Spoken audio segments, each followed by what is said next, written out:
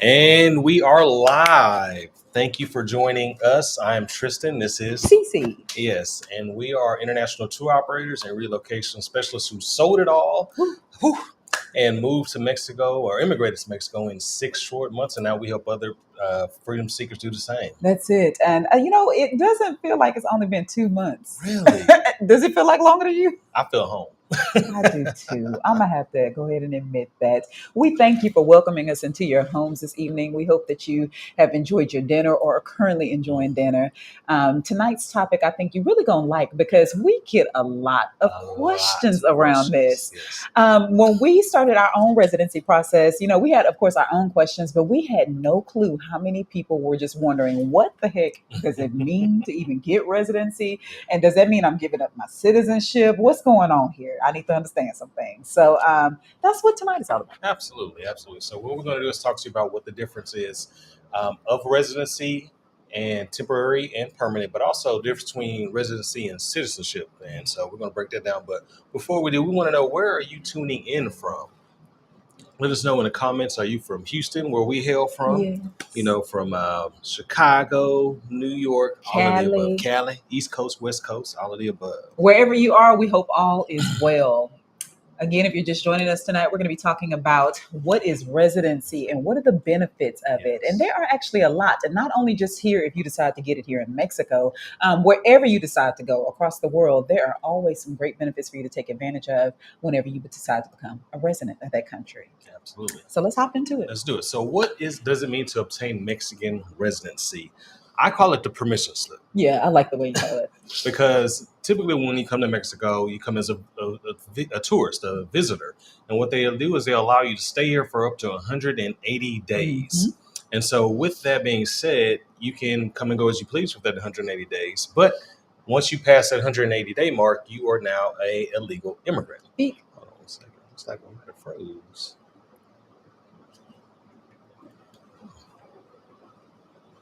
If you can see us hear us in the comments, let us know.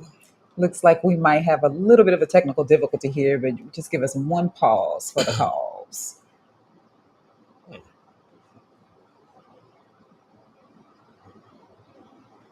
Still going, but I can't see it over here. Oh, we got 2 people. Mm-hmm. If you don't mind, if you're on and you can see it and it doesn't look like it's giving you technical difficulties on your end, go ahead and let us know in the comments. You can just put a thumbs up or everything looks great to me. Y'all know how this goes. Technical difficulties anywhere you reside, honey. But hopefully we can get this resolved here pretty quickly. If not, we'll jump off and jump right back on. I can hear you, only the picture is frozen. Okay. Interesting. Let me change the camera. Let's see. Thank you for letting us know that. All right. Okay. All right. We should be good now. Cheryl, if you don't mind, let us know now in the comments if it looks like it's, all is well with the picture now. Yeah. We should be good. Okay. Thank you for your patience. All right. Thank you for your patience. And for those watching the replay. All right. So what we're going to be talking about is, what does it mean to obtain Mexican residency?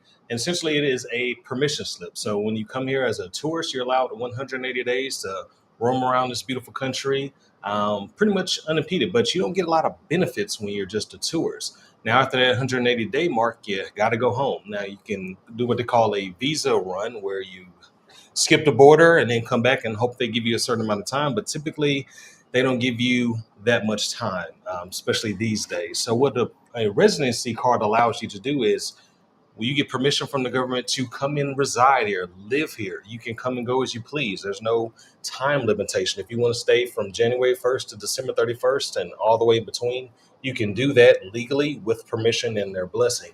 But when you do that, you'll also get some benefits with that. Pause for me for just a second. I got a quick little honey right here. Just a little piece of cotton right there. Thank you. I appreciate that. I thought it was just one of my whiskers. So, what the benefits is you get access to certain amenities that a residency provides you that a tourist visa does not. When you want to open a business, you can do that with a residency card. Your tourist visa will not allow you to do that.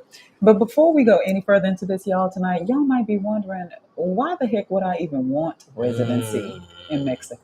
Yeah. let's pause real quickly because we get excited when we talk about Mexico and everything that it offers. Some of you all may be saying, "Shoot, I love going to Mexico and just visiting and being a tourist," but I really don't know what all is entailed in that. Yeah. So I'll tell you this: outside of Mexico being a very kind, welcoming, um, rich, and vibrant culture, it is truly a place where I feel like you can reside peacefully. And let us just talk a minute or a little bit about peace here, y'all. Mm, It's a lot going on. it's a lot going on. It's a lot going on back at home. And the name of the game, if you're paying any attention, it's get somewhere where you can thrive and you can be at peace. Yeah. There is no perfect country out here. You know, there's no perfect place. No such thing as a perfect place. But there are some countries where you genuinely, as you know, an African American person, feel like you're welcomed and that you can truly thrive and that your money's appreciated there, your presence is appreciated there, And you're not judged by your skin color. and you're not judged by your skin color. Now, don't get me wrong. Again, every culture has some kind of prejudice, bias towards things. We all got that. We're humans. But what I care is about is how you treat me. And I can honestly say here in Mexico, we found it to be a very peaceful, Yes. a very kind place. Before we even decided to get residency here, we kind of already knew that. Much like you, probably, we vacationed here all the time. And it seemed like every time we came, it was just like, Man, it just feels comfortable. Feel at home. yeah. So if you're thinking about getting residency somewhere else, and I'm sure you've been hearing all over the place, you've been hearing people talk about Thailand, Portugal. Lisbon, everywhere. I mean, and there are many great places again. But the reason why we chose Mexico, y'all, number one, the proximity, Only 2.5 hour flight from Houston. the safety. I Yeah. will say that Mexico has 32 states, y'all. Let's be honest, okay? Everywhere you go, it ain't just craziness. You know, Yeah. there are some quiet, peaceful, easy places to be, just like in the states. Yeah. There's certain places that you wouldn't go to in the states, right? South side of Chicago, south side of Houston. I can name a few others, but don't need to. So the fresh food here, again, the welcoming and kind culture, it just genuinely feels like you can exhale around here. Yeah. And I would say that's one of the biggest benefits. It's just peace of mind. And peace of mind, when you get your residency, it allows you that freedom. So let's be honest, back home in the States, it's getting a little weird. You know, Yeah. people are getting scooped up and detained, their Yeah. rights are being taken away. And if you just want somewhere where you can just reside and not have to worry about that every time you walk out your door, that's what getting a residency, one of the top benefits is, especially here in Mexico. Getting that Yes. permission slip to be able to just leave home, go live somewhere else while you collect your thoughts, find some peace, reset. And guess what? Just because you get residency in one place doesn't mean you can't go back home. That's right. That's a big one. A lot of people Yeah. tend to think, okay, so if I get this residency and do all this now, that means I got to pack up, sell my house, and move now. And no, it doesn't. Mexico is actually one of the few countries that has some pretty good flexibility and not requiring you to be there for a certain amount of time in order to be still a resident. Some countries say you have to be here for 7, 14, 21 days out of the year in order to maintain your residency status. But here in Mexico, currently at the time of this video, that's not a requirement. So again, you could literally go take care of your paperwork, get your residency card, tuck it in your back pocket, and when you're ready to actually move out here, you can do that. Yeah. It's time for a quiz. Come on, quiz. That's on you. So here's what I want to know. If put true or false in the comments for me. If I obtain residency in another country, does that mean I am also a citizen of that country too? Is that true or false? Do you think that that's what that means? And do you have to give up your American citizenship? That's a big one. They Now, see, we get asked that all the time. And again, the things we take for granted. Yes. We really thought that, you know, most people understood what it meant to get residency. But again, the way he explained at the top of the hour here, residency is just basically giving you legal permission to live somewhere for an extended period of time. Yes. Again, if you're just out there on your tourist visa that ends in 80 days, 190 days, whatever many days, you're going to be stuck out of luck once it's done. Yep. Cheryl says false. That is correct. You do not become an automatic citizen of whatever country you get residency in. Here in Mexico, it works so you can get temporary or permanent residency. Temporary, you have 1 year. Then after the end of that year, you have to renew it. Then you get 3 years. After that third year or cumulative fourth, you can now renew it for permanent residency, which now talks about the next option. Permanent means you no longer have to renew it. So once you get permanent, you're good to go. But it does not mean you're a Mexican citizen. You don't get a Mexican passport. You don't get the right to vote in Mexico, but you also retain your American citizenship. So it just really literally is a permission slip to live in someone else's country for that set amount of time. And one more pop quiz since y'all are doing so well. Does that mean that you still have to continue to file taxes back home in the States? Let us know in the comments. Yes or no, I have to continue to file for taxes in the U.S. regardless of where I move to, Mexico, Portugal, wherever. Let us know. You think Uncle Sam's going to let you slide on kicking up that income just because you live somewhere else? You about to get an answer. Don't get an answer. Oh, we have a question there. Oh, great question. Reed Newsom. So we are temporary residents right now. So actually our renewal is coming up in this December. So we're going to be getting with our facilitator and make sure that happens. Who normally gets temporary versus permanent residency? Great question. So typically every consulate is different. Every situation is different. But typically the people that qualify initially for permanent residency are those that are of retirement age and or obtaining retirement income, meaning you're withdrawing a pension, money from your 401k, things of that nature. So typically the permanent residency is initially issued to those who are already retirement. Temporary residency is for those who are not. So think remote workers, digital nomads, entrepreneurs, things like that, even if you go back and forth between America and Mexico. Yes. And in order to get residency, another thing that we tend to do, I don't know if this is an American thing or what, but we tend to think we can just name our location where we want to move to and boom, they let us in because we're Americans and because we have American passports. And why would you not want me here? Doesn't work like that. But Cheryl says, yes, unfortunately, you do have to kick back your taxes to United States, even if you don't live there. So how it works is, even if you live in another country, 365 days a year, you still have to file that income tax back in the United States. Now, if you pay or not, that's on you and your CPA, but you do have to report taxes back to America regardless of where you live on this planet. So, and with Mexican residency, between the temporary and permanent residency, there are different requirements in between those. And we could get into all of that, but if you'd like more specifics around that, please schedule a call with us. We're happy to go over all these questions because it is a very intricate process. In fact, we were just in a group earlier today where a gentleman was like, hey, this is kind of confusing. Like, what are all these moving pieces and requirements? So that's why getting a facilitator is really important to help ease the process and help you understand and answer those questions. Because getting in touch with the consulate and having them walk you through the application and all the requirements, good luck with that. I got a comment. So Cheryl says she just got her 1-year residency. Congratulations. Yay. Congratulations, temporary, but she's still investigating places in Mexico. So we personally live in Puerto Vallarta. Some of the most popular expat or immigrant zones are Mérida, San Miguel de Allende. You have Playa del Carmen, Tulum, Guadalajara, and Mexico City. So if you haven't been able to find a place to start researching those, that's a great list that are safe when it comes to the fact that they have high tourism. So keep in mind when you move to Mexico specifically, typically the tourist areas are going to be your safest zones to live in because they have a vested interest in keeping us and for other immigrants safe. And so the activities that you typically hear about on TV, and you know what I'm talking about, typically aren't in those tourist places. So keep that in mind when doing your research. Another thing to keep in mind when you're doing your research, we also often hear from our clients, I really want to move into a community where there are a lot of us. And the truth of the matter is once you leave the U.S., unless you're going to the continent of Africa, we're going to be far and few between and dispersed. It doesn't mean that we're not going to be there, but in concentrated amounts, you may not see that quite as much. There are some cities in Mexico, for example, Mérida. There is a very nice growing African-American community. Here in Puerto Vallarta, there's also a growing community. So again, while there is African-American presence around these different countries, don't go just looking necessarily for where they at, because you might not find them in high concentrated groups. What I would encourage you to do before you decide to move anywhere is really sit down and ask yourself, what really resonates with me about that particular country? Okay. I'll tell you, when we decided to move, it wasn't because we was looking for our people. If that were the case, we would have just stayed home, right? I mean, because there's plenty of us in the age, right? Yeah, we could have done that. But we enjoy the Mexican culture, being from Texas, specifically Houston.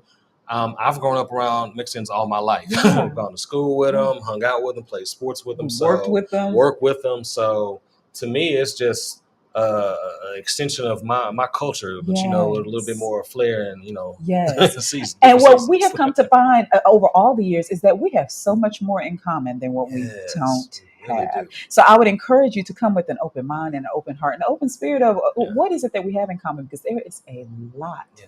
that you would be surprised And at. it's their country.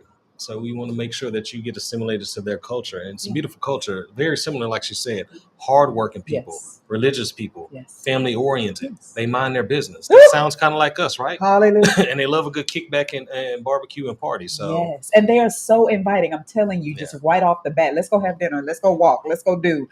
So community is here. We just encourage you to have an open mind when it comes to being around those who maybe yeah, share your skin tone, yeah, because they may not share your same values. absolutely. We got some questions though. So Ms. Newsom wants to know, do we pay taxes in Mexico? So we've been here 2 months. Great question. Our business is still based in the United States, and we don't earn income on Mexican soil as of yet. So once that time does come, we will begin paying taxes here. But as of now, Uncle Sam gets our taxes because that's where we will make our money That's right. at. And we highly encourage you to consult your CPA, your financial advisor, all of that, as you're considering moving out here and maybe even starting your own business out here as well. Yeah, absolutely. In regards to the taxes, once you get your residency card, you need to get something called the RSC, which is the equivalent of a tax identification number in America. That's what will allow you to pay taxes here in Mexico. That's what allows you to open a business, open a bank account here in the country as well. So that RFC number, once you get your temporary residency, is what allows that. Cheryl says she did hers in San Miguel. Beautiful, beautiful city Hey. from what we heard. We haven't been there yet. And your next question was, do we speak Spanish? Me no habla español un poquito. Yes, aprendiendo español. Ah, He's studying it. I myself, I studied it back in college, and I'm very nicely surprised to see how much I remember. But I am still definitely immersing myself and learning it. We want to both eventually end up fluent, yes, so we do quite a bit. We decided to live very local in the heart of yes. the city See, here. A lot of people around us speak only Spanish, while there are quite a few English speakers. But here's what we encourage you to do: you don't have to be fluent when you come here. You do no, not. You do want to know enough in order to feel comfortable and to thrive, though. I will tell you that. So we encourage people, while you're thinking about it, once you get ready to start moving here, start studying it. yeah, Duolingo. I need to do a commercial for them. you knew. Yeah, affiliate link comes soon. Come on. But in regards to not speaking Spanish, don't let that prevent you from going ahead and Mm-mm. moving down there because, once again, neither of us are fluent, but we've been able to secure an apartment lease, get health insurance, renter's insurance, get maintenance repairs done to our Yeah. apartment, grocery shopping, so on and so Yeah. forth. And they're very friendly and open to using the Google Translator app and Yes. just having patience with you. But we will say, even if you don't speak it, try to initiate the conversation in Spanish. It goes a Yes. lot further than just starting to trying to speak English and hoping that they adapt to you in their country. That is so true. You would be surprised how far that goes when they just hear you try. Always do your greetings in Spanish. One thing about around here, it's a hola, buenas tardes, buenas noches all day long. And we love that Yeah. because it seems like back in Houston, at least, you could speak to somebody, hello, and they be, Yeah, it's another reason that getting that residency somewhere else is because it opens you up to what you're not used to at home. Let's be honest, back home, people are going through a lot of things right now, yeah, so that friendliness level has dropped. it has. It's getting a little bit more erratic out there. People doing a lot more crazy things, Yeah. and here in Mexico, when we're walking around 9 o'clock at night, I don't feel the need to look over my shoulder. I don't have to worry about bumping into people. I feel okay going in and get to a gas station. I mean, when's Yes. the last time you felt safe going to a gas station, Yes. day or night? And it's not just because we're a couple, because actually I've been roaming around a little bit by myself. Y'all, I'm a big girl. In fact, I went to the nail shop today and Uber by myself. But anyway, it is a place that also you can be a single woman and feel just fine. There are single women walking around all the time with their little kids or by themselves or running, jogging. Here, especially in Puerto Vallarta, this is a walkable city and it is something going on at all times of night. And again, Yeah, it feels safe because everybody's just minding their business mind their and enjoying business their life and working hard. and working hard. Shade Tree Philosopher said we're looking good. Got that freedom glow. Hey. Baby CC presenting and everything. Appreciate you, Brother White. Oh, Appreciate thank you, bro. you. All We right, Cheryl appreciate you. has some great questions. Mhm. Panama does not tax you on money made outside of Panama for remote work, which is great. Is it the same in Mexico or is physical present enough? So, great question. If your income is sourced outside of Mexico, you do not have to pay Mexican taxes. So, example, you have a business or a W-2 job in the United States or any other country, you can live in Mexico and not have to pay taxes here. Now, if you're on Mexican soil and earning money here, so let's say you have a business, you're selling things to tourists and things like that, then once you're making money on their soil, you have to pay them their taxes. So great question. Yeah. Y'all type some more questions in the chat while we go through our itinerary. So we covered that. All right. We all understand that just because you have residency does not mean that you are now a citizen. That is a whole nother separate process. Yes, indeed. All right. So here's a fun fact. Did you know over 1 million Americans have immigrated to Mexico? Yes. Meaning that people who have taken their retirement money have come and bought houses or rent apartments down here and are living the rest of their lives down here. Canadians as well. So when people say people live in Mexico or America's moving down there or is it safe there? Well, 1 million of us reside here. Yes, and I don't know if y'all knew this, but Mexico has the largest number of American and Canadian immigrants here. And again, I know what they say on TV. It's the same thing that they did with Africa and everywhere else that they tell us not to go to. And then you get there and you be like, I'll be doggone. Yeah. What my boy Malcolm X say? Oh, I say again, you've been had, bamboozled, run amok, led astray. This is what he does. This is what he does. So until you get out there and really start exploring for yourself and see what's going on, you will always live under the guise of whatever you're being told. Many of you all know this, but the way we ended up here, we have our group travel business that we've been doing for the past 5 years. And over all this time, you get to see so much when you go out here traveling. If you travel, if you're an avid traveler,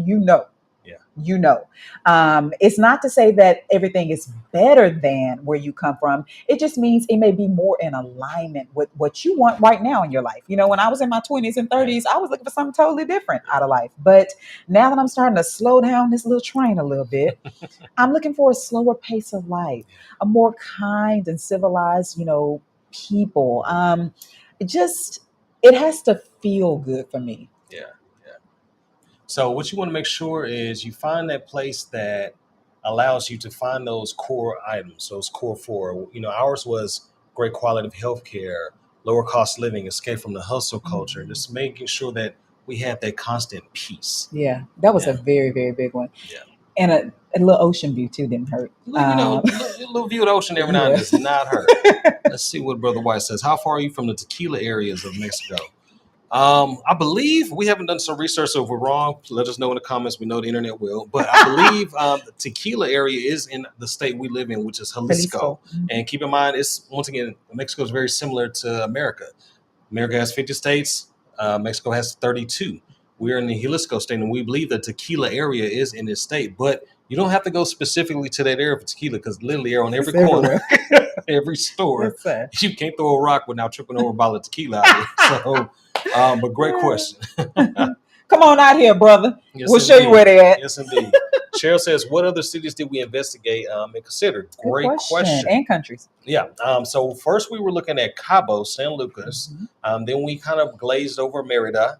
And then I think those were the main ones we looked at. Those were the main ones. And before that, we were even considering Panama. Somebody mentioned Panama a little bit earlier, but and Dubai before that, because we were doing quite a bit of business out there. So, this has been over a 5-year process, just, YouTubing and exploring and visiting these places and seeing what just really resonates with us. And it's funny how we came across Puerto Vallarta, because even though we had been to Mexico all these years, we had never even heard of Puerto Vallarta. Never even. First time coming to this city was to get our residency. That's right. And so we found out about it because here's what was happening. We were researching Cabo and we was like, oh, Cabo a little up there. Trying to, feel like America pricing. So then we started looking for places that kind of had a Cabo feel. So I mentioned I wanted to be by water. I love water, nature, mountains, landscape. I love all of that. And so Puerto Vallarta came up in our timeline on YouTube, and we went to the rat hole with it. And I genuinely felt like by the time we got here, it lined up with exactly what we saw on YouTube. Yeah, absolutely. And so do your research, watch at least 10 videos YouTube videos about this specific location that you're interested in. Get different perspective. Get perspectives from people that look like you, that don't look like you. So you can kind of get a broad, open eye view of what it really is like to live there. And once again, don't watch the videos that talk about the touristy part, but the actual living there part. You want to get granular, because not only are you going to pick a country, then you're going to pick a state, then you're going to pick a city, Then you're gonna pick a neighborhood in that city. Then you're gonna have to find an apartment or house within that specific neighborhood. So there's a lot of research to do when it comes to making sure you find that right place. But one pro tip: do not buy until you try. Amen. And do not sign a lease until you. I don't got nothing around. I was ready to see what you had it for. Don't sign a lease until you get a piece. Hey, and what he means by that is, y'all, things look real nice online. Mhm. Okay. And another pro tip, we would not recommend that you rent or do anything without a local realtor, Yes. a reputable realtor. And if you need one, we got one. Yes, you can head over to followfreedom.com where we'll be happy to set up a call with you. But the name of the game is really try to utilize the local resources here to make sure you're not getting handled, because anywhere you go, there's an opportunity to get handled. So earlier he was mentioning, don't lease it until you've actually, would you say leased it? No. Try piece. Pieced it. Basically, what I'm trying to say is, depending on the building and the landlord, everyone varies. But let's say you have an apartment that you're looking for that you really want, but you're not sure if you're ready to sign a lease yet. Try to see if that owner or somewhere else in that building you can Airbnb it first. And that's what we did. So before we signed a lease for this building, we got an Airbnb in the exact same building just to get an idea of how's the plumbing, how's the Wi-Fi, the electricity, the neighborhood, is it safe? What are our neighbors going to be like? The amenities, so on and so forth. So I'd rather waste a few nights of Airbnb money versus signing a 6 month to a 12-month lease and being stuck here. So set aside in your budget, and because you may have to try different few units or buildings first. You may have to say, this building really wasn't this, so let me go stay a night or two at this building. And so just have like 2 or 3 different options, and then it'll make it a little bit easier for your transition. Yes, and like you said, when you do your scouting trip, try to actually stay in a building that you would actually consider moving into, and then you'll really get a feel of it instead of a hotel or a resort, things like that. Yeah, got another question from Cheryl. Keep the questions coming. We love them. So there are some areas left there without all the tourists. I admit I've only been to Mexico once and got my temporary residence in the same trip. So there are plenty of areas without a lot of tourists. There's still just local cities, cities filled with just locals and maybe a few immigrants. What we've heard is that those places may or may not be safe. Just depends on where they are to a certain kind of business. But there are some small towns that haven't been overcome by tourists. And I got an idea what direction you might be going in, if it's in regards to what's happened in Mexico City lately, in regards to gentrification. You got to keep in mind, Mexico City is one city out of 32 states. So that incident happening in Mexico City is like something happening in Los Angeles and saying, you know what, I'm not going to go to Chicago this weekend because I heard that there are riots. Or I'm not going to move to the U.S., period. Exactly, because of what happened in Los Angeles or Florida or Chicago or DC. So keep in mind, what happens in Dallas doesn't impact me directly in Houston. And so once again, that is a real situation that is happening in that particular city. But guess what? It's happening all across the world because since the panic or, that virus came 5 years ago, we all kind of start spreading out, and start taking advantage of our passport, becoming digital nomads. And countries welcomed us to do it as well. Yes. This is a very dynamic, I don't know if you saw my think piece on Facebook about this, but this is a very dynamic issue that, like he said, it is a global thing. It was going on in Houston. It's going on in Atlanta. It's going on in Tokyo. It's going on in Lisbon, Portugal. It's going on everywhere. And so it doesn't mean that you're like, oh, well, they don't want us there, so I'm not going over to that country. That's not what that means.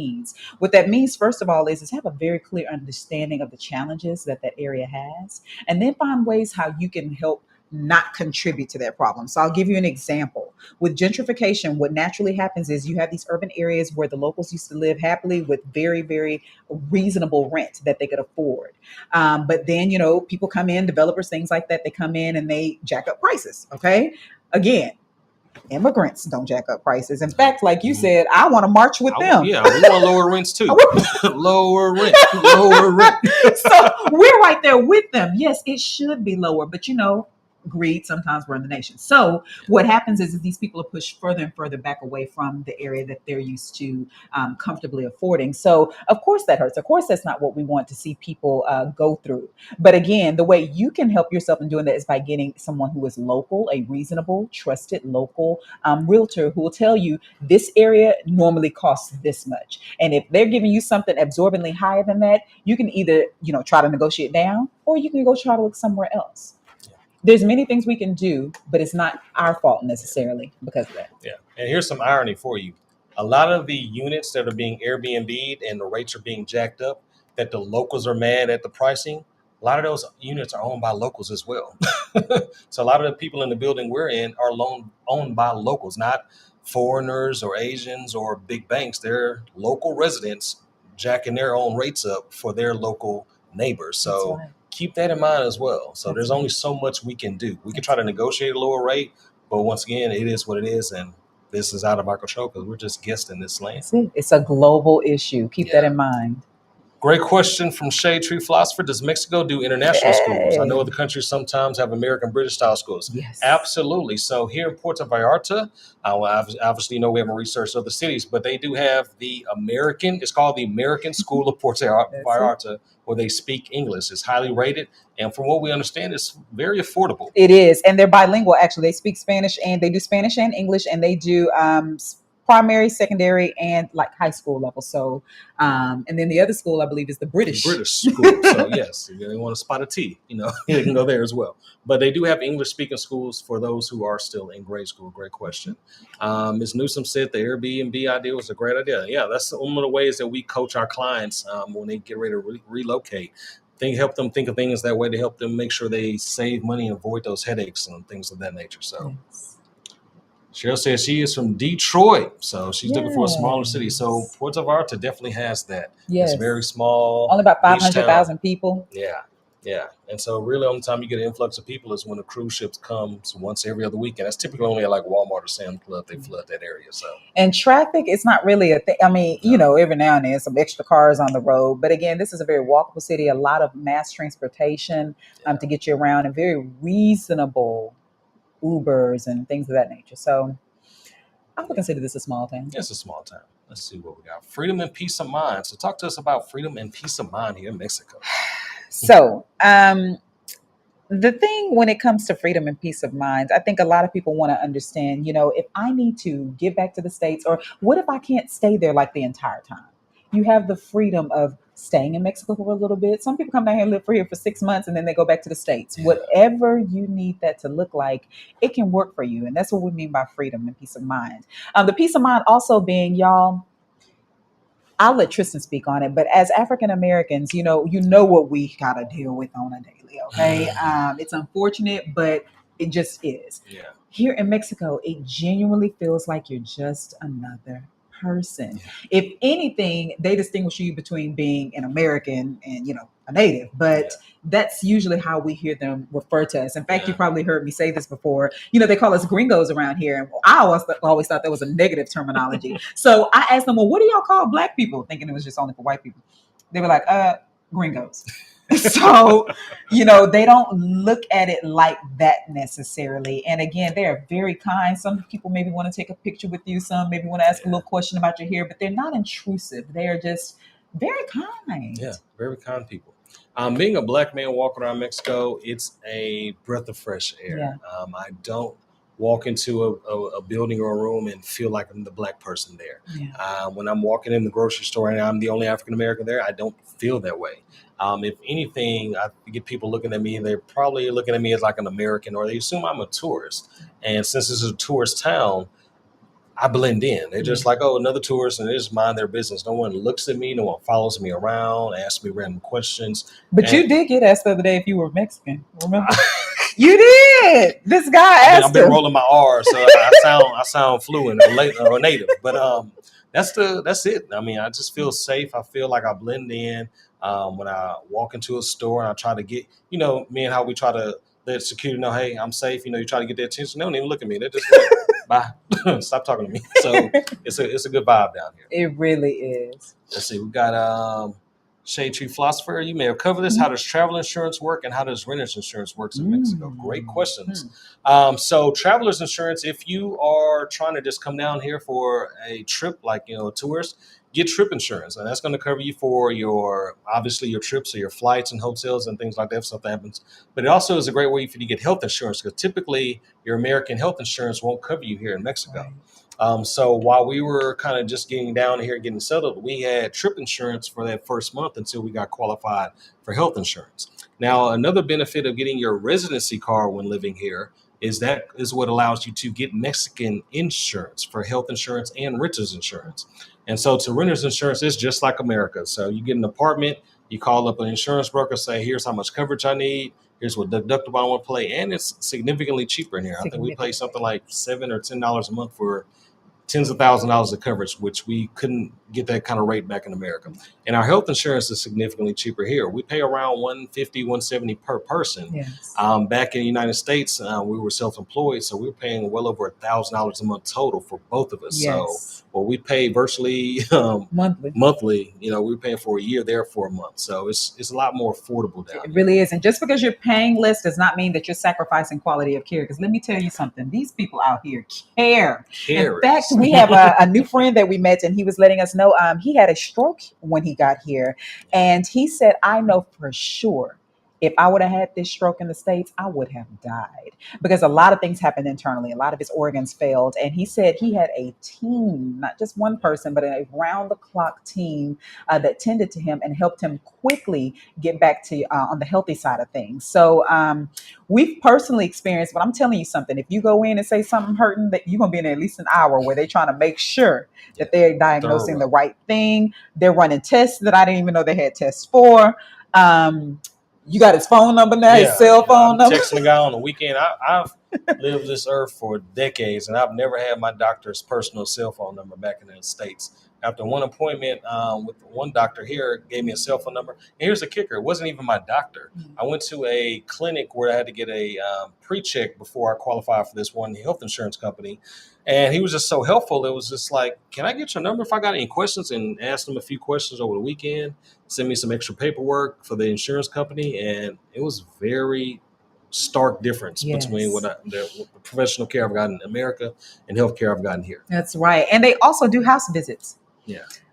It is so easy to get things over the counter. Like, I mean, you were at the pharmacy today and it was like, I need, and it's usually something that you need a prescription for, right? Exactly. They took that running. Yep. And it was like $5 for what typically with health insurance would have cost $30 to $50 per prescription. So keep this in mind. To get a prescription refill in America, what do you have to do? You have to go visit your doctor again, pay that whatever it costs, copay, $150, $80, whatever that is.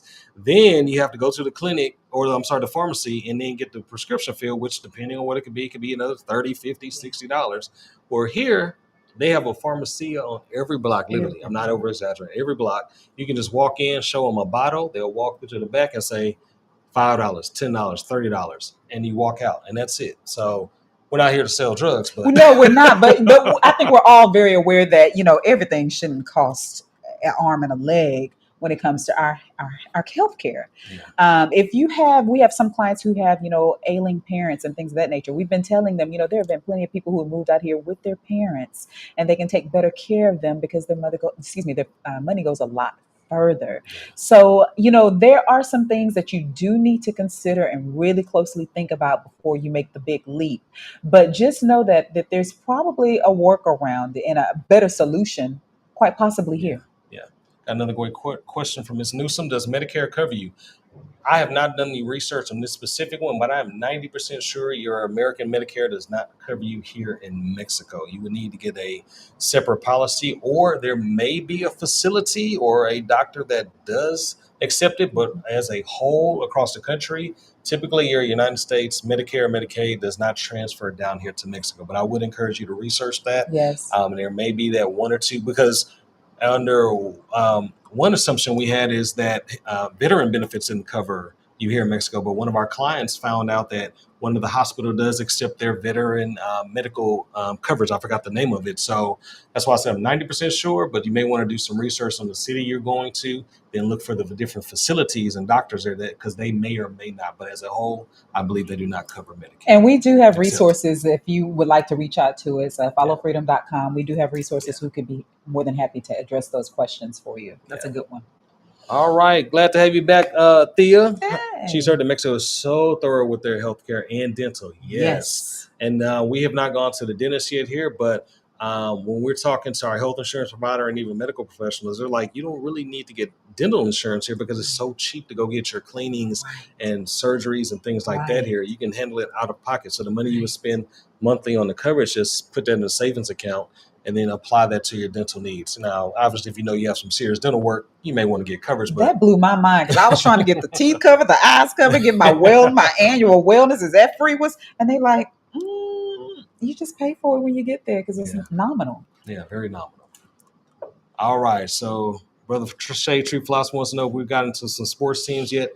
Brother, we have been busy helping clients, getting acclimated. We have not got a chance to take in any sports yet.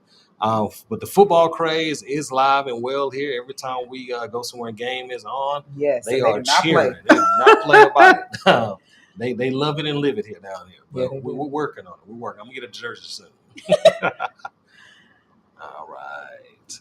So other benefits, we already talked about healthcare. We talked about the peace of mind, the slower pace and things.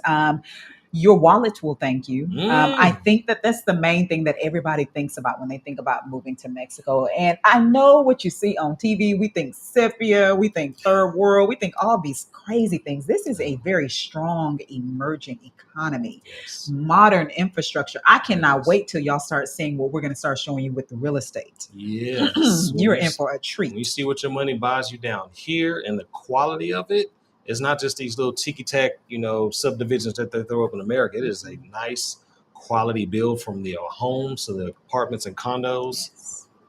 Yes. And it's something for everybody. We have some clients who want to live like the local. They don't mind a colorful interior, what you call Memphis. Looks like Memphis restaurant. So they have something for everybody. So you can spend anywhere between $500 a month all the way up to $5,000 a month. Yeah. It really depends on how you want to live this. And I like that about it because it gives everybody an opportunity to live comfortably here. In the table. But so basically what you want to know is that cost of living typically, depending on how you want to live down here, can be 30 to 50% less than what you spend in the United States. Across the board, you can do the research.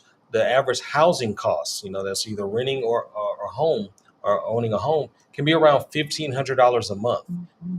Your average groceries can be around $200 to $300 a month. Eating out can be around $300. Health insurance is going to be around $150 to $200. So you start doing the math, you can live a really comfortable all-in life for around $2,500 to $3,000 a month. Where versus back in the States, if you own a nice size home, your mortgage alone is just $3,000. It's not including your car note, maintenance, all of the above. So start comparing what you spend in the States to what you potentially spend out here, and the money adds up. Another thing we want to talk about is cost of living is with the cost of living being significantly lower, you don't have to earn or make as much money as you do in the States to survive. Because a lot of people say, well, I'm making six figures over here because I got this lifestyle over here, but you don't have to make six figures to have a nice lifestyle over here. So one of the benefits of moving abroad and trying a new life is getting rid of some of that weight. We call houses and big car notes and those kind of like luxury prisons. Talk about that.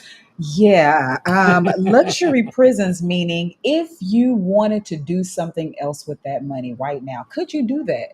Is that money set aside to where you could maybe get up and get a second residency? Or is it locked into $1,200 car notes? Is it locked into, $1,500 shopping habits? It's really time for us to really sit down and evaluate how our money is working for us. You would be surprised the people that we talk to sometimes for whatever reason. Sometimes it's hardships. Sometimes it's just we didn't spend our money very wisely and we don't have anything really to show for it. And we are well over 50. We are in a place and an age of, I think, where a lot of us are starting to have a reality check. And we really have to start asking ourselves, do I need to kind of scale back on some things, start downgrading on some things? Am I going to really be able to comfortably enjoy this second half of my life? Like, it's really time to start asking ourselves some questions. And then if we can't see ourselves doing it in the environment that we're currently in, we need to start looking abroad. Yeah, definitely need to do that. Got a question from the audience. Do credit card points and perks still apply to the country? So yes, you can still use your American credit card here. We have not applied for a Mexican credit card yet because we're trying to do away with credit right now. We're trying to do everything cash because we want to get away from the rat race, and that's part of leaving America is not having to have those things tether and anchor you down. But yes, your point still can apply to certain stores and things of that nature. Good question. Ms. Newsom was about to leave until we said money, but she do have to leave in a few. So hopefully we answered the question. So Yes. wrap that up. Better cost of living, more affordable. You can find ways to downgrade your life down here, still have a high quality life. But if you're still making the same amount of money, now you have more money to save and invest for retirement in your latter years. You do. You can look for anywhere between about 30 to maybe 60, 70% Yeah. savings when you move over south. Yeah. Let me just say that. Yeah. Significantly different. Yeah. Sister Thea heard that you really don't need a car here. Ooh, that's a good To one. answer your question, we sold both of our cars literally right before we left. Yes. And we boarded the plane we like did. the next day after we transferred the title. Yes. Another story. But we sold our cars. We have been here for a little over 2 months now, and we have not regretted it. We've gone all the way to the tourist spot, the airport, grocery stores, shopping, and it's a very walkable city, meaning that Walmart, Costco, Chadari, all these stores are right around us. The doctor is right down the street from us. The mall. And the mall, the Uber around here to get to really the furthest point we've ever gone with tip has only been around $6. And so there's always a taxi somewhere. There's a public bus system that runs every 5 minutes. So there's never been a moment it's like, man, I wish I had a car right now. True. In fact, a lot of the cars that are sitting down here in parking spaces got a lot of dust on them because it's just really no need to, unless you want to. There are some people who are like, I got to have my own wheels. And to that, I would say you would probably rather buy a car once you get out here versus trying to import it here because that can be a little pricey. But keep in mind, when driving in Mexico, it's different than driving in the States when it comes to things like car accidents. So here in Mexico, if you have a car accident, even if it's just a little fender bender, you have to stay there at the spot of the accident and wait for an insurance adjuster to come. And from our balcony, we've seen a car accident. We've seen someone have to wait an hour for that adjuster to come and then be there an hour while that adjuster assesses both. And depending on what type of accident, you can be detained and have to go to jail because of the accident. So keep in mind, driving here is not the same as driving in the States. So if you don't have to, I would suggest looking into a walkable city where you don't have to have your vehicle. And keep in mind insurance and things like that. All that plays a part here, importing your car, so on and so forth. Good question. Yeah, we Great love question. not having a car. I'm telling you the truth. Yes, indeed. Does Mexico have strict restrictions about foreigners owning land? You can own outright, or do they have a land lease program? Great question. So right now, as residents, we can own land. We can come down here and buy property. Actually, I don't even think you need to be a resident to own property. No. We've heard of some tourists. Just having it. You sure right? Yeah, I think some tourists can do it. But the restriction we have right now is, as residents, whether that's temporary or permanent, we can just not buy beachfront property. So if we wanted to buy the apartment unit we're in right now, it's not right in front of the beach, so we can buy that.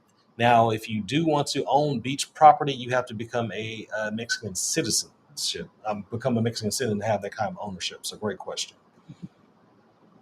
Thank you, Ms. Newsom. Oh. All right. Gave you some information about retirement and things of that nature. So hopefully one day we'll get to see you down here to follow your freedom. Thank you for tuning in.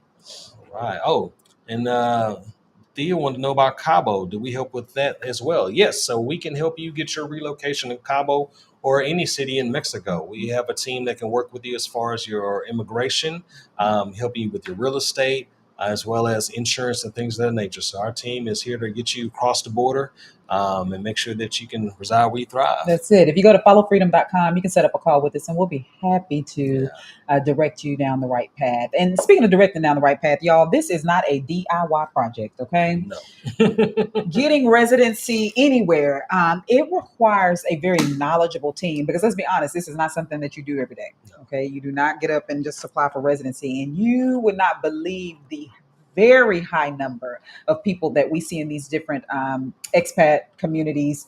Oh, I thought I had all the paperwork. Oh, I thought I met this. Oh, I thought, let me tell y'all something about Mexico in particular. The consulate. So there's a 2-part process to this, with you getting your residency. And the first part requires you to go to the local consulate, the Mexican consulate in your state. However, every consulate has different requirements. And it's driving people bananas. Yes.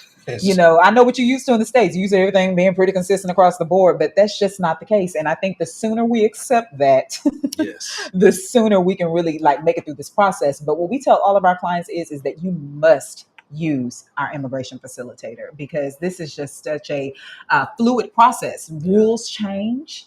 Seems like weekly. Oh my gosh. Seems like weekly they're changing something up regarding to what the qualifications are, different types of programs, and even constantly saying, hey, this typically would qualify you for permanent residency, but we're just going to give you temporary because that's just how I feel today. So Yeah.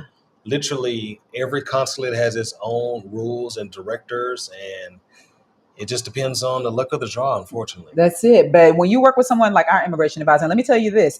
There are a lot of them out there, but that does not mean that they are all reputable. Okay. I don't want nobody taking your coins. So if you decide that you do want to work with one, please get with us. She actually used to work for the immigration office here in Mexico. So she is very well versed in what the consulates require. And she wants to position you to make sure that you ace it the first time and that you don't have to keep repeating this process like some people. Yeah.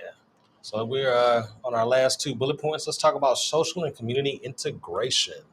Now, when it comes to getting residency, some of the benefits you get are what they call a CURP number, CURP. And what this allows you to do is order things online. Hey, So if you want to order something from Amazon or something from overseas, you need this CURP number, which you only get when you're a Mexican resident, so temporary or permanent. Also, if you are the retirement age, you have something called an INAP-AM card. They actually have a institute for the elderly here, yes, so that shows that they care. Yes, they do. But this card allows you certain discounts. So once again, you only get this card if you're a resident. So if you want discounts to museums, public transportation, different municipalities, as a retiree, you get preferential pricing and treatment down here when you become a resident, not just a tourist. Yes. All right. So then let's look at the last one, work and business. So once again, getting your residency allows you to start a business down here, allows you to work down here if you're blessed to get a job as an American in Mexico, because here's the thing.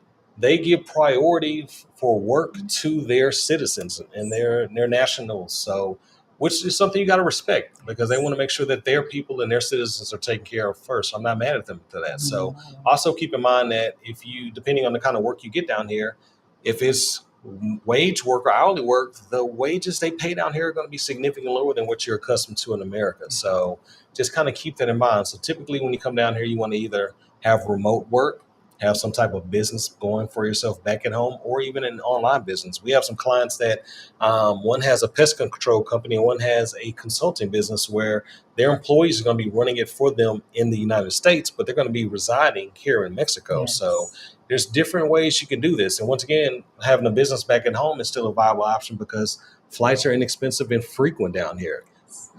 There's a flight from morning to night here with various different carriers, and round trip can cost just a few $100s. So keep that in mind as well. Yes, and that's a very big perk for those who are thinking, should I move to Thailand or Mexico? I mean, think about how much it'll cost for you to get back home if you need to do that on some rounds as well. But there's a lot of beautiful benefits of living here. Again, outside of just the wonderful culture and the kind and welcoming people, your dollar goes a lot further out here. You can actually live comfortably and not have to work, I would say, as hard, honestly. Yeah. Like Tristan made a very good point earlier. If you're thinking about, man, what am I going to do for a job? I need to replace my income. We encourage you to start thinking creatively. Yes. Being very flexible. Yes. And learning to be adaptable, because there's going to be some things that maybe you didn't consider before that you could possibly start doing to survive and to maintain your lifestyle. And it doesn't have to be to meet the six figures that you have to do back in the States. Because if you're living off $10,000 a month right now, that's overspend out here. That's overkill. It is. That's king and queen status. If you're spending $10,000 a month to live in Mexico, regardless of what city, you're trying to throw money away. Let me just say that. That's real. But that is very, very common in the States. I saw someone make a post one day where they asked, y'all, on average, how much are you spending a month on just your lifestyle? And I saw anywhere northwards of $10,000, $20,000 a month. Like, we spend a lot of money just to live in America. Yes, we do. And then you have to ask yourself, what are we truly getting it for? Getting for it? Yes, we can have a big house with 4,000 or 5,000 square feet. We can have the German or foreign cars and the designer bags. But at the end of the day, what are we getting for that? Yeah. What is that adding to your value? So we're not knocking you or judging you if that's your Do your thing. thing. But I could say living here in Mexico for 2 months, specifically in Puerto Vallarta, I have not seen one designer logo. The only designer logo I've seen is Michael Kors and Coach. In a Coach bag. That's right. Coach bag. That's so right. Because it doesn't matter here. No one's walking around. There's no Joneses to keep up with here. You got to keep in mind most of the people that can live in Mexico at this point in life are retired. So retirees are not trying to walk around with Gucci and Louis on. They are not. Yeah. But they are here to have a good time, Yes, honey. they 'Cause let me are. tell you something. Puerto Vallarta, them babies do not sleep. Come on, seasoned Yeah, saints. They enjoy their best life out here. Our extra money goes to margaritas and excursions, like renting a yacht out there in the middle of the week just to go Hey, enjoy the bay, things like that. So that's where your money can go, not on just housing, car notes, and clothes. shopping, even going out to eat. In tourist spots, it's going to be a little bit more expensive than where the locals eat. But even here, the average cost for a plate of food in a tourist spot is maybe $10 a plate. Or back in the States, you go into a local restaurant, it's like $18 a person. Going through a drive-through is going to cost you $20 just for a meal and a drink. So your dollar goes a little bit further here. The quality of food is better. The quality of life is a little bit better as well. So got some questions. Speaking of online biz, I work from home. How's the internet and the service here? Internet is very strong. Depending on where you're at, we can't give you the exact download speeds because varies by carrier. But we have had no problems with internet speed here. And now, transparency. This is a tropical area, so every now and then we have a storm, so we may be without internet for a few hours, but it will come back on. And once again, it's fast. But we do have a satellite internet as a backup. So there have been a couple of times the internet's gone down a few hours, but we need to get some work done. Plugged in that satellite Wi-Fi, been good. And also your cell phone, depending on your cell phone carrier, they can have this option where you can pay for your phone to be a hotspot. So you can just plug your laptop in. And if you just need to do some basic internet work, on websites, as long as you're not uploading YouTube videos and things like that. I think we've even done some Zooms on that cell phone Wi-Fi spots with no problem. So there's several different options that are available for you to be able to stay online and stay active in earning money. Yes, good question. Are the exchange rates better in the airport or somewhere in the city? Go to somewhere in the city, my brother. Please. They're going to get you at the airport because just like everything, if it's convenient, there's going to be a cost for that convenience. Yes, it is. Get on out that airport. All right. So those are all our points for today. We really appreciate y'all tuning in this evening. Some of you all, I think we're all at different points where we are right now. Some of us are thinking about moving to Mexico. Some of us are in the process of moving to Mexico. Some of us are brand new to the subject itself. But wherever you are, we want to encourage you to reach out to us over at followfreedom.com. We're here to hear where you are in your journey and see how we can assist you. Again, this is not a DIY project. You can very well start with working on this process today and look up next year and find yourself at the same exact spot. We've seen it. We've seen it. So we're here to be your accountability partners, to also be a very strong resource for you, to make sure that you get everything that you need to make this a smooth and simplified process. Our goal is to help you to move down here with clarity and confidence so you have no regrets. We currently have some clients that are visiting right now, and they are actually doing their scouting trip, and they have fallen in love with Puerto Vallarta. So if you're interested in doing a tour here at Puerto Vallarta with us, we're actually hosting a group tour coming up October 10th through the 13th. It is a residency relocation tour. And even if you're just still thinking about it, not for sure, come on out. Let us show you around. We're going to take you through different neighborhoods, let you see inside of some of these beautiful homes and apartments. We're also going to give you the opportunity to see what the healthcare system looks like around here. Grocery shopping. We're just going to immerse you. So by the time you leave here, you can say, okay, I can do this. I can do this. Yeah, so you get to try before you buy. Hey. And then if you also are thinking about doing a tour, but you can't maybe make that October date and you'd like to do a private reload tour, we also offer that as well. So again, head on over to followfreedom.com. If you're the type of person that's also saying, I need some accountability and I would like to do this with the community, I want to encourage you to join our Freedom Collective cohort. This is a group of people who are hands down ready to make their move to Mexico.